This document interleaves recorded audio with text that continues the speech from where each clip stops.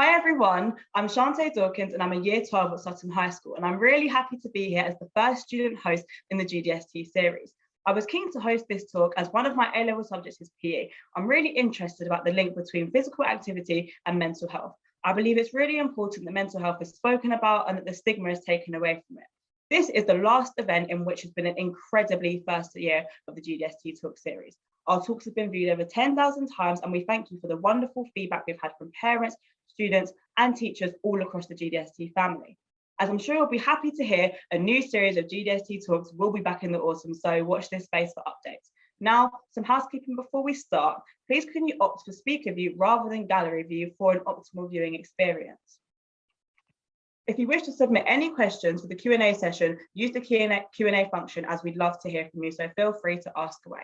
If you have a technical issue, please use the chat function rather than using the Q&A. IT can be temperamental, as we all know by now, so please bear with us in case of technical issues.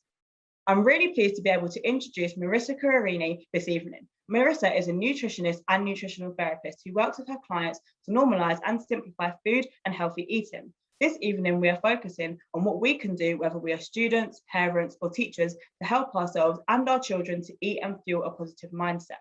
We all know that what we eat has an impact on our ability to focus, retain information, and remember things in an exam situation. So I'm sure that Marissa will be able to talk us through eating and that healthy balance of revision and learning, but hopefully without all the stress and anxiety that comes along with it. So Marissa, welcome to GDST Talks.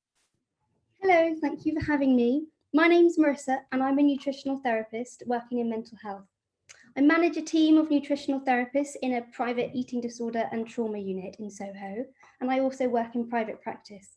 I'm especially excited to be here today because today's talk about eating for our academic selves and our mental well-being is, when it comes to nutrition, the thing I'm most excited about and most interested in.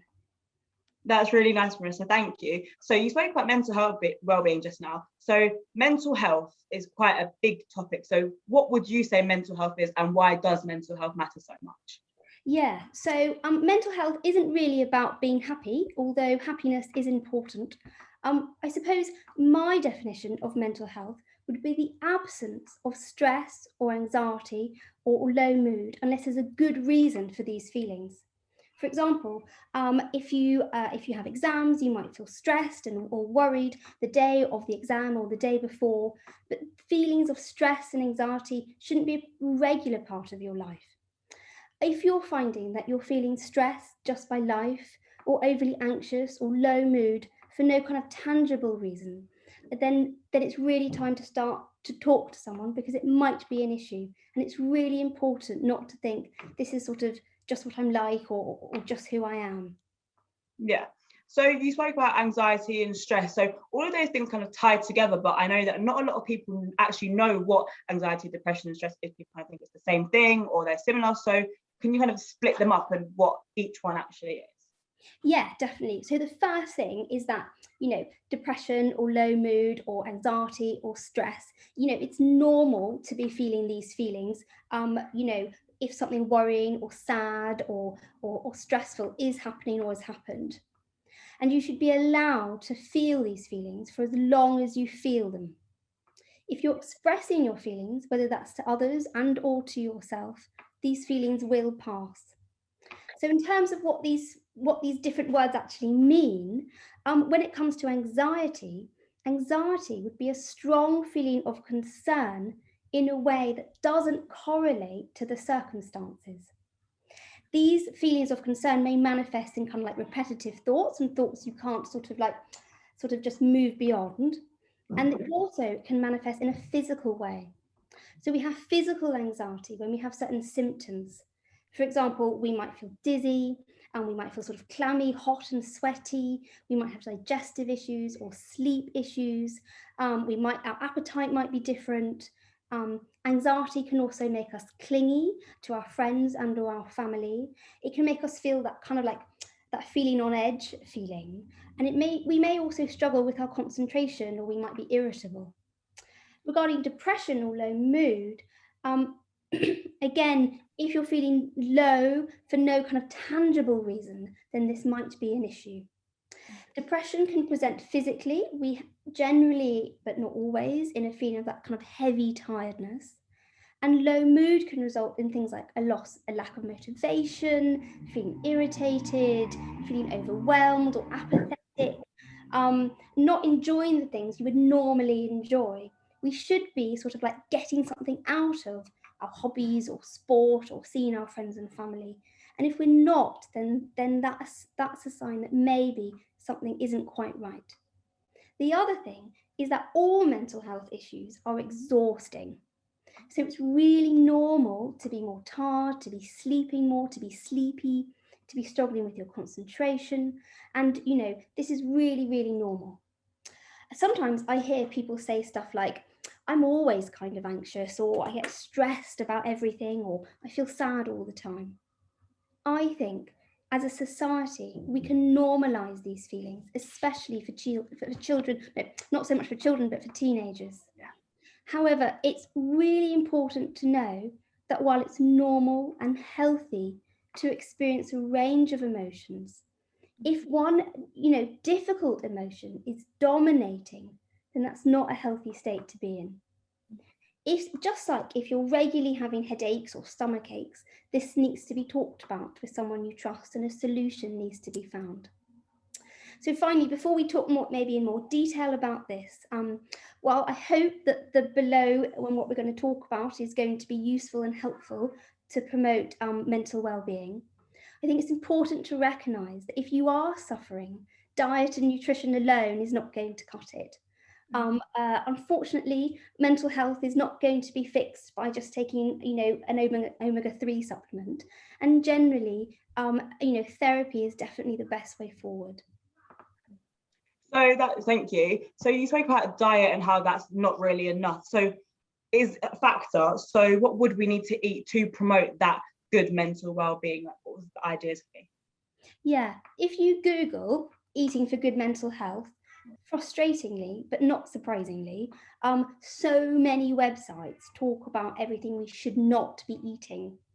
However, the most important thing is to eat. On a very simplified level, this is to ensure that our blood sugars are really balanced. Not eating or not eating properly can lead to blood sugars crashing or blood sugars being unbalanced. And unstable blood sugars are kind of related to a rise of adrenaline, and that rise of adrenaline is related to anxiety. Notably, that feeling of jitteriness or that feeling of not feeling stable or that kind of like hyper alertness. Going hungry for too long and or too often can also produce a kind of like anxiety response within the body, because it is stressful for the body to cope with too much hunger. So going hungry in and of itself can result in feelings of anxiety. Plus, low nutrition, whether that's dieting or even if you have like a really great diet, but you're just not quite eating enough, that has been linked to low mood. So just to make it like clear to everybody, what nutrients, and foods would you feel like that's the most necessary ones for the nervous system and the brain? Those are the most effective ones you could use. Yeah. So before I talk about that, I want to give like a really short, tiny little science lesson. I'll try and be quick. Right, go ahead. In our wonderful brains and our bodies, we have these little things called neurons. Yeah. Now, neurons, or sometimes we can call them nerve cells, they're like units that deal with our communication within our body and from the outside world into our inside world. Neurons also deal with mood and behavior. And neurons are found everywhere in the body, but mostly in our brain and in our digestive system. They are connected to each other by little pathways called dendrites. And every day there are millions of little communications all day and all night between neurons.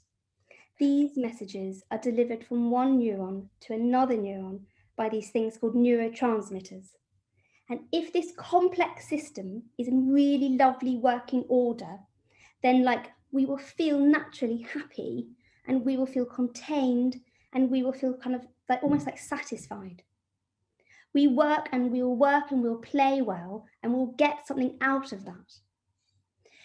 If this delicate balance of neurons and neurotransmitters is kind of like out of balance, then we might feel low, we might not get enjoyment out of life, and we could feel anxious. So for neurons and neurotransmitters and our brain to function optimally, we need lots of lovely nutrition. Neurotransmitters thrive off protein. Now, protein foods, as probably most of us know, are things like fish and meat, eggs, beans, and cheese. We must remember that bodies, especially growing bodies, need protein for most things. So we don't just eat protein for our nervous system, really. Therefore, it's important to try and get protein into most meals and to have what I call kind of like whole protein portions. And by this, I mean, if you are having, say, like a vegetarian pasta meal, just a little sprinkling of cheese on top is not going to cut it. So we need to be thinking about, having, a mozzarella salad on the side or something else to make it a more nutrient-rich meal. Mm-hmm. And for people who are vegetarian or vegan, I generally recommend that you have 2 proteins on the plate. So you might have cheese and beans or tofu and hummus or whatever. Yeah. However, the most important nutrient for healthy neurons and healthy neurotransmitters are fats. Fatty acids come in all shapes and sizes, and in general, we can divide them up between our saturated fats, our omega fats, and our phosphatidolipids. They're all different types of fats. And a diet rich in all 3 of these will significantly improve the communication between neurons and neurotransmitters. Plus, our brains are made up to 70% fat. So we need lots of fats to have a perfectly functioning, healthy brain. Eggs are the perfect balance of our omegas, our saturates, and our phosphatidolipids. And if you don't eat eggs, you might not be getting enough of those phosphatidal lipid fats. So I will always recommend that you go to the health food shop and buy this slightly funny powder called lecithin, and you add it to your granola or your porridge or whatever, just to make sure you're getting enough of those oils. But whether you eat eggs or not, I always recommend that you're trying to include at least some of the following into your daily diet. So that could be nut butters, nuts, oily fish, avocados, the fat on meat, and the kind of the skin on your fish and the skin on your chicken. And I would, cook with olive oil, and I always recommend that you don't use kind of like fake butters, but you use like just real butter, and you're kind of generous with it. We also can't forget about carbohydrates. They play a really vital role in mental well-being.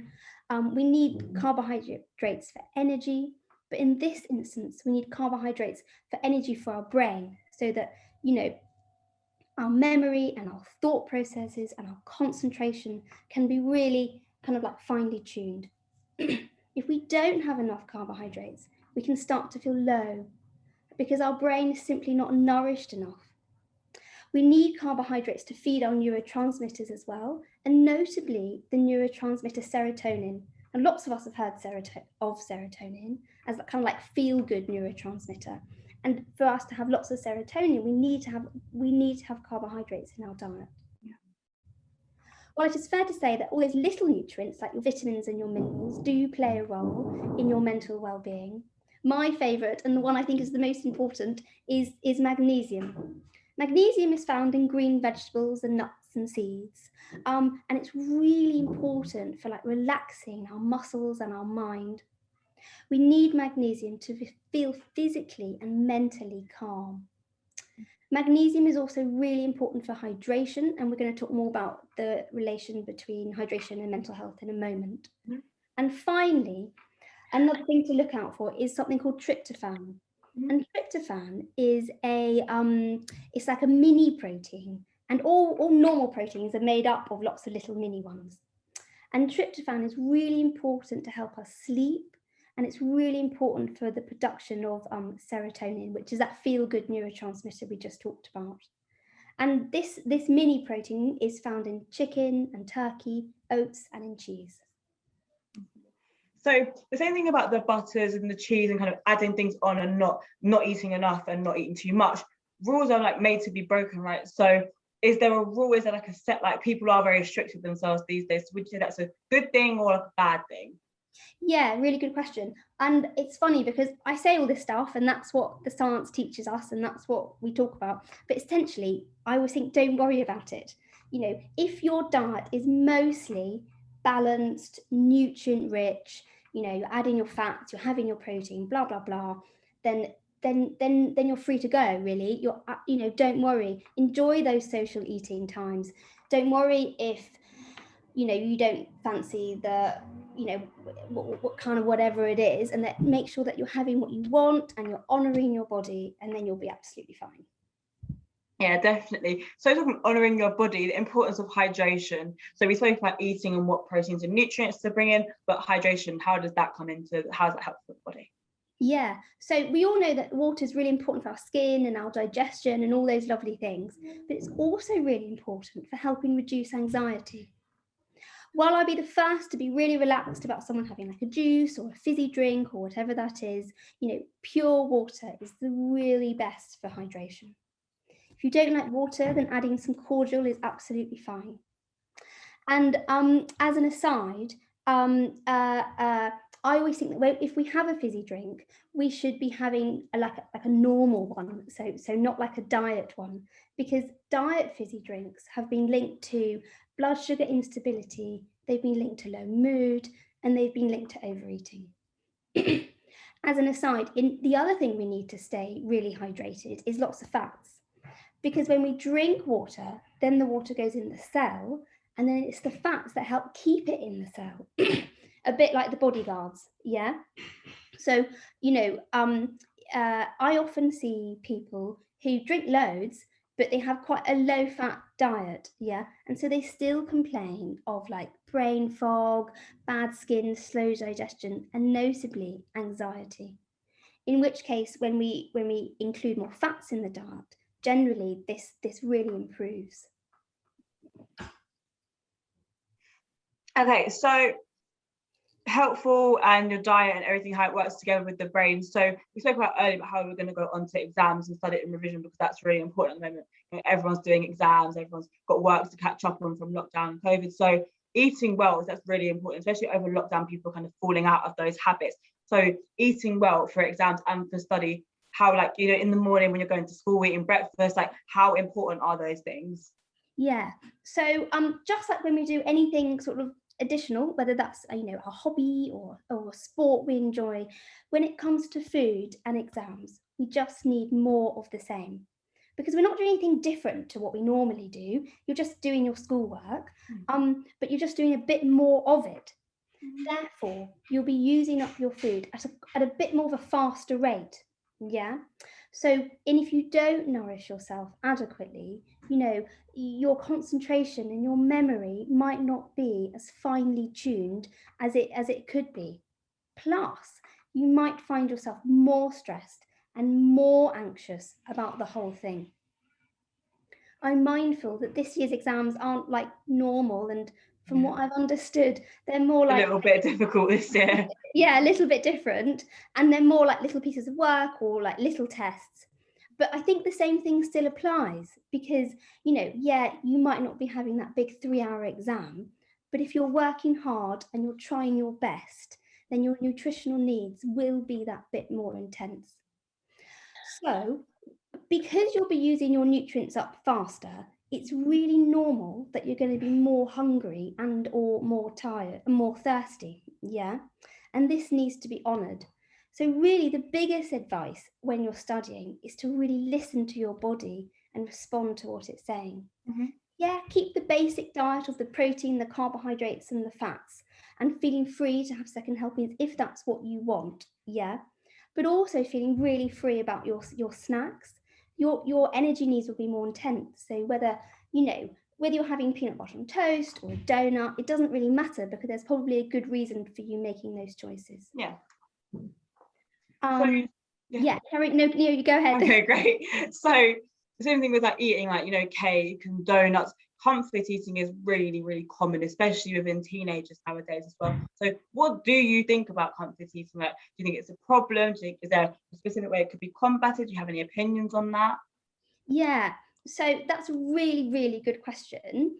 from my point of view, I think it's really important that the difference between normal, gentle comfort eating and maybe binging or becoming like a problem is not really in terms of the amount. So it's not true that, say, like 4 biscuits is fine, but 5 biscuits is a problem and it's binging. Yeah.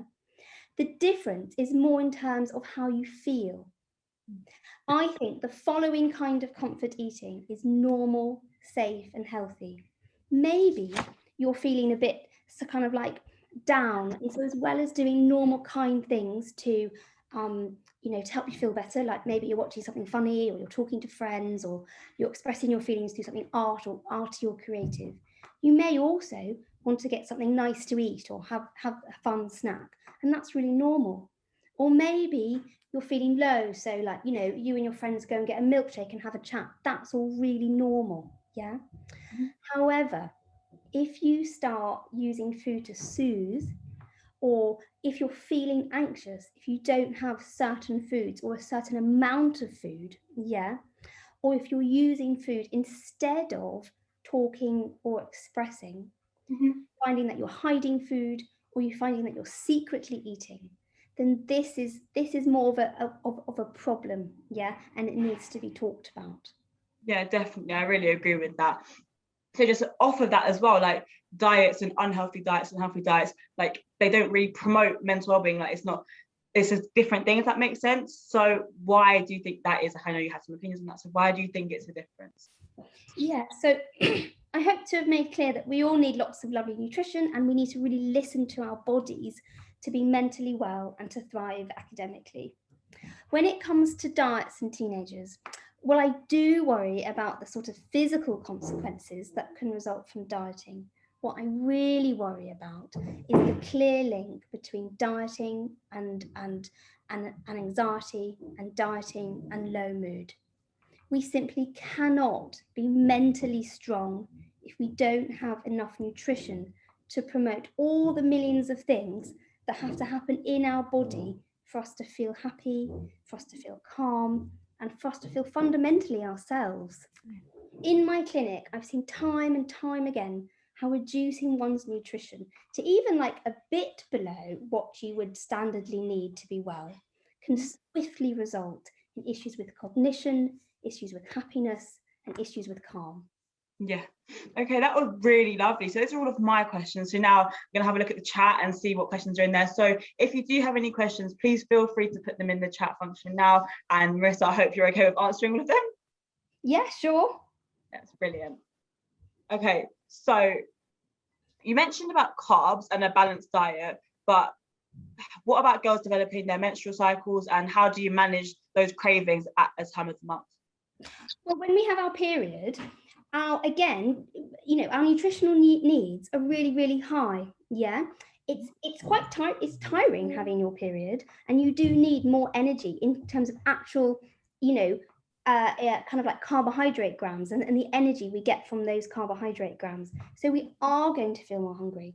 The other thing that happens when we have our period is we have certain minerals or that we use much more readily. So that's iron, which is the obvious one, but also magnesium. Yeah, we need so much magnesium when we have our period. So, and therefore that makes us crave more food, because our body is trying to get that more iron and trying to get that extra magnesium, which is, especially why we crave chocolate, because there's magnesium and iron in chocolate. Yeah. So that's really, really normal. And so all it is your body telling you what it needs. Okay, that's great. Thank you. Everybody loves some chocolate, so that is good for me. So would you believe there are any like so-called brain foods, or any foods that really help the brain to retain information or focus, just to help your body? Yeah, I guess the most important is that you're having your fats. I mean, we cannot get away with not having our oily foods. We just won't remember anything. We won't be able to express ourselves. We won't be able to make links. Studying is often about making those links, those academic links, and that's all fats. Really, very structurally, the brain is made up. The brain is fatty. If you touch it, all those things in the nervous system that I talked about, they're made up of fats. So we need those oils. Okay, that's great. Thank you. So for the body, do you think it would be healthier to eat smaller meals and small snacks, or bigger meals and like less snacks throughout the day? Well, I think the most important is that you don't tell yourself what you should be doing, but you listen to what your body's asking for. Yeah. And I can't really answer that because for some people, they might need more smaller meals and more frequent snacks. For some people, they need more larger meals. So it kind of depends. It depends on your family. It depends on also the activities that you're doing. And fundamentally, it depends on your body. But it's not true that one is safer or healthier than the other, because it's all about getting just as long as you're getting the nutrients you need, then you're going to be fine. Okay, yeah. So as well, so you mentioned earlier as well, and someone's asked about like, vegans and vegetarians. So a lot of in the environment these days, it's don't eat meat, or people do eat meat. There's quite a lot of debate around that. So do you think that environmental children should eat meat, or they shouldn't, or they should cut down? What's your opinion? Well, I think that it's quite difficult as an NT, because I can't tell one what one's ethics should be. So if your ethics are, I believe that we should or should not be eating meat for whatever reason, then that's your choice, and you're an independent person, and so you should be allowed to have that belief and act out on that belief. What I do believe, though, is we shouldn't be like making any more rules than that. So for example, you might have a rule that you don't eat meat, but then that's where the rules end, and you eat everything else around that. Okay, so as well, someone's asked, what should the ratio be between protein, fats and carbs? Is there a set ratio throughout the day, throughout the week? Like how much should you take in? Yeah, so I can't tell you how much you should take in, because I don't know you, and your body knows. That's the thing. And if you listen to your appetite and you eat when you're hungry and you stop when you're full, then that's all you need to worry about. But in general, I do think that kind of roughly understanding the balanced plate can be helpful. So we want to divide our plate into a third and have, a third carbohydrates, a third protein, a third vegetables, all made with oil. Yeah. And then, but that doesn't have to be for every meal. That can apply over the week. Yeah. So as long as we're roughly having that, we're probably fine. Yeah, that's good. So someone also asked, can you recommend any food supplements for someone who is a bit picky with their eating? Yeah, so I feel sensitive about recommending certain brands, but definitely what I think you would need, it depends on what you're picky with, like what don't you like. If it's greens and vegetables and all those things, then I think there's loads of shakes and kind of powders on the market that I think are really great for kids and teenagers. If it's something more specific, maybe you're not very good with some of your oily foods, or that type of thing, then yeah, you should be thinking about going on an omega-3 supplement.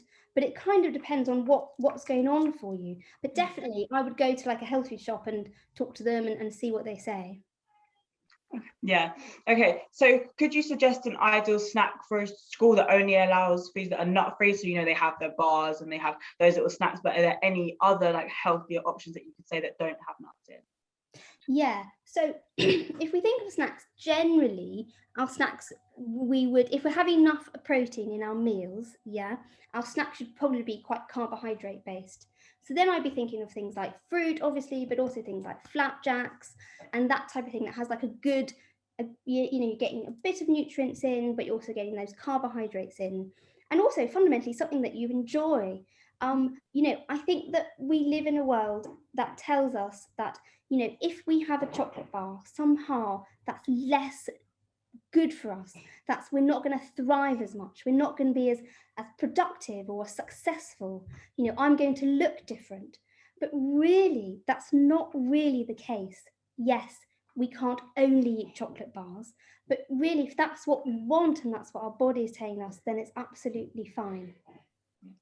Okay, thank you. So someone's also asked, how can they encourage their daughter to eat at meal times rather than eating snacks and treats throughout the day? She's not hungry at dinner time, but then she'll be eating things throughout the day. So how can we kind of combat that?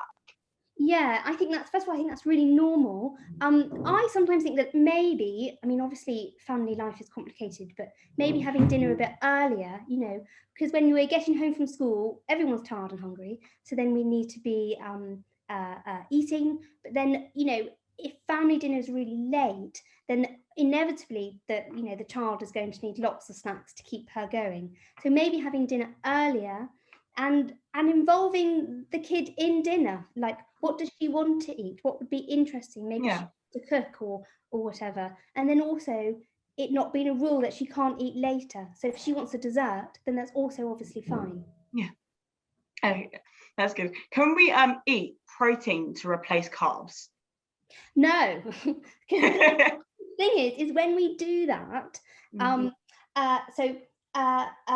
we use we use our protein for the function of carbohydrates, but then very often we don't have enough protein to do the functions that protein does. Yeah, so we end up with essentially like everything's a bit out of balance, and we don't almost have enough protein to do the stuff protein should supposed to do. Furthermore, there are certain nutrients in carbohydrate foods, especially grains, that we don't get from protein. So then I'm thinking, well, where are you going to get those nutrients from? Yeah. In the end of the day, we can't trick the body to do certain things that other people tell us are good for our body. We just need to stick to what the body needs. Definitely. Okay, so someone has asked, you said that diet drinks were linked to overeating. So why is this? Yeah, so when we have something sweet, but there's no carb, can I just say this is a really good question. So when we have something sweet and our bodies think that we're going to get carbohydrate grams. So what happens is everything in our digestive system kicks in to break those carbohydrates down, to utilize them, to process them and digest them. Yeah. But when you have a diet drink, you actually have the sweet taste, so everything kicks in, but you don't get any of those carbohydrate grams. So then the body's like, well, where are the carbohydrate grams? And what it will do is it will increase those feelings of hunger, because it'll be quite stressed out that it hasn't got what it thought it was going to get. And those the additional feelings of hunger can lead us to like overeat, because then we've kind of overstepped the mark. And so then we will feel we need to overeat. The other thing is when we mess around with our carbohydrate intake in that way, and some of the chemicals that are used in those fake sugars, have been linked to actually, altering our mental well-being and our mental state, and have been linked to low mood. So we've been talking about, the importance of exams, revision, learning. So someone has also asked, what do you think the perfect breakfast would be to eat on the morning of an exam?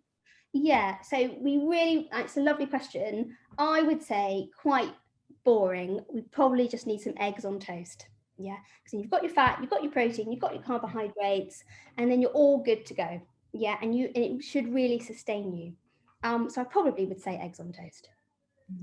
So also, do you have like a recommended eating cycle? Should it be 12 hours, eating breakfast at 7, then dinner no later than 7, or is there not a specific kind of cycle that you would go with? No, not a specific cycle, because also it depends on what you're doing. So for instance, maybe you're really sporty and you do like, a hockey match in the afternoon, or maybe you go to, I don't know, choir or violin, and all that kind of stuff is really, demanding. And so if you've got a cutoff point to stop eating, that's just going to mess with that system. And when clearly your body's going to be telling you to eat later on. So no, it doesn't matter. We think these things matter because that's what we're told, but actually scientifically they don't matter. Yeah, that's really nice. Thank you. So someone has asked your advice. So we spoke about, comfort eating and binge eating. Is there any advice you have to kind of stop it or to help somebody out with that? Yeah, so the first thing is to talk to someone. I think it's a very serious situation, and it really needs to be dealt with yourself in the center, but with those who care for you around you. The other thing I think is it's really important. So for instance, if we've been doing some unhealthy comfort eating, it's really important not to then skip the next meal, Because it's easy to think, isn't it? Oh my goodness, I've eaten so much, I don't need my dinner. Yeah. But then if you don't need your dinner, you're setting yourself up to comfort eat the next day because you haven't been nourished. So then we get into a cycle of you comfort eating for emotions, but also over time, your body will start needing the comfort eating on a physiological level, and you get into an even more difficult cycle. So the most important thing is to talk about it and don't mess with your meals. Yeah, that's good. Great. Right. So now we're running out of time. So on to the last question now. What is your go-to recipe for a nutrition and taste, or can you recommend a good recipe book? Oh, goodness. I don't know if I can answer that question. That's really tricky. I think, yeah, I think I'm going to be really rubbish and say I don't know. I think just because you know what, the reason I'm hesitating is so many books are like have lovely recipes in there, and that's lovely, but the kind of advice around the recipes is always quite shoddy, and sometimes I can really see like flaws, like, you know, flaws in their reasoning, and then it feels frustrating. So then you think, oh, this is a lovely dish, but like, you know, we shouldn't be having that lovely dish because it's somehow good for us in a certain way. We should be having that lovely dish because we like it and we're eating roughly our balanced plate. So I'm going to have to be rubbish and say I don't know. Okay, so thank you, Marissa. Honestly, that discussion was brilliant. I've had such a good time, and I'm sure everyone else watching and listening will have taken so much from everything you said, whether they're parents, students, or teachers. So thank you so much. Thank you so much. Thanks for having me. Tay, you've been brilliant. It's been such a pleasure. I wish you all the best of luck for all your exams and all your study, and I hope you all have a lovely half term. Thank you. So everybody, the recording of this session will be available really soon. So we'll share it with you all when it is. Please feel free when you get this recording to share it with your family and your friends. We would love to hear your feedback. So please do leave your thoughts in the comments and also in the feedback questionnaire that we will share with you once we share the recording. So now all that's left for me to do is wish the students the very best of luck with any exams coming up, and wish everyone an enjoyable summer break and GDST talks. We'll see you again in the autumn. So enjoy your evening, everybody, and goodbye.